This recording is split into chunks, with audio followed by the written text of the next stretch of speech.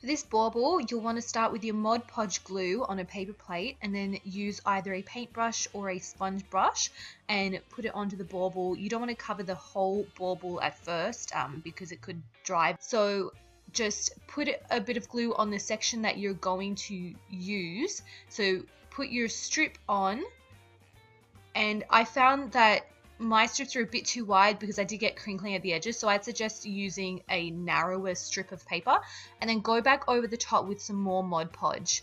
So if you do get any wrinkles on the sides, just put, focus your brush like so on the edges to smooth out any wrinkles.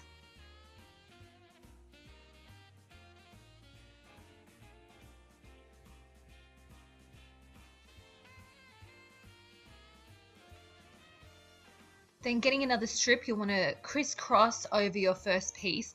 Doing this crisscrossing motion helps to secure each piece in place, and you just keep going like this until the entire bauble is covered. So when you're done, you want to put it aside to dry, and FYI, the glue does dry clear and it dries beautiful and shiny, and you also have the option of sprinkling a little bit of glitter on it if you want while it's still wet, but that's totally optional.